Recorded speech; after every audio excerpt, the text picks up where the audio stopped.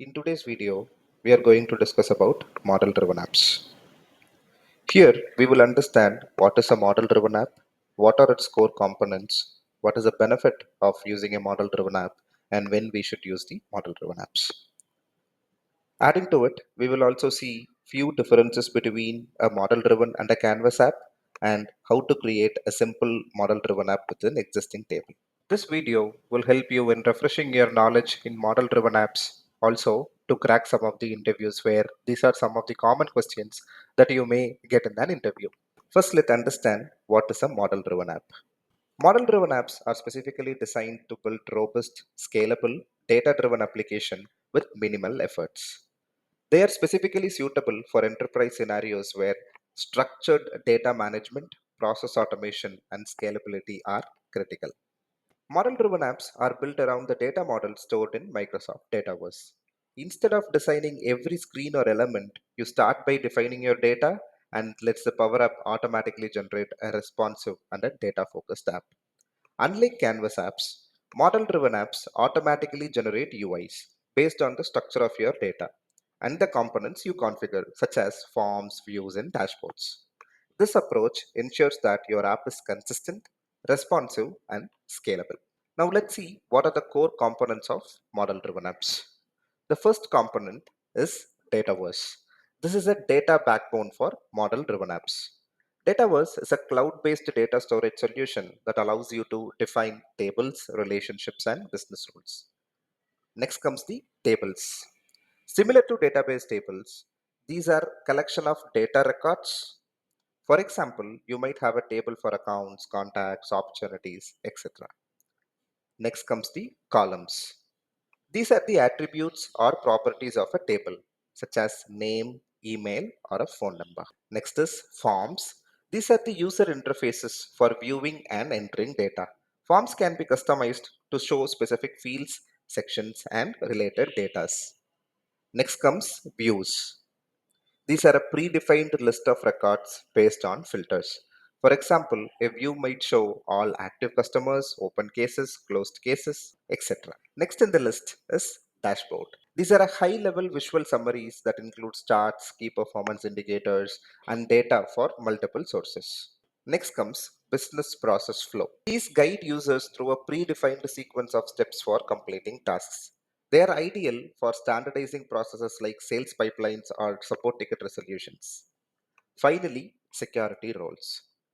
This controls access to the data and features based on the user roles, ensuring sensitive information is only visible to authorized persons. Jumping into the key features, the first one comes is its data-centric design. As we said already, model-driven app focuses on defining the data structure first using tables, relationship, and business rules. Next is its automatic user interface. So this app's layout, forms, views, and dashboards are automatically generated based on your data model. You no need to spend much time in designing the UI.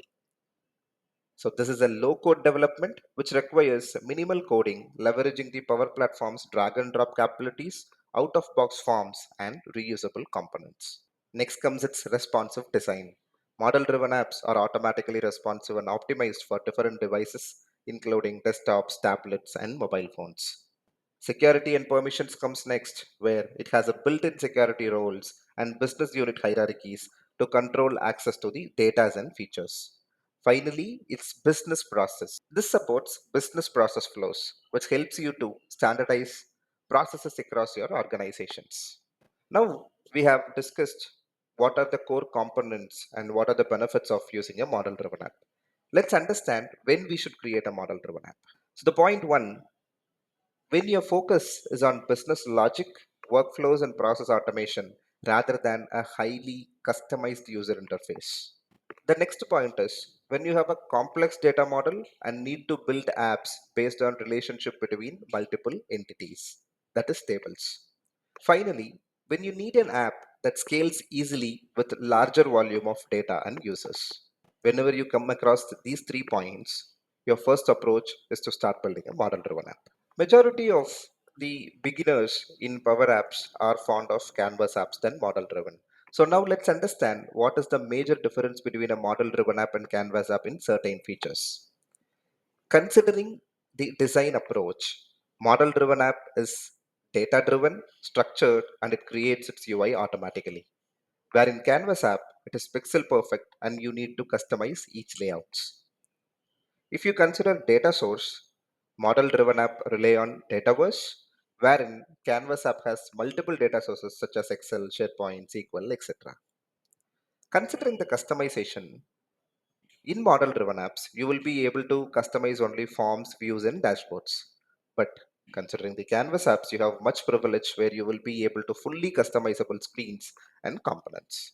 Considering the complexity, model driven apps are better for complex and structured process, wherein Canvas is better for simple and tailored experience.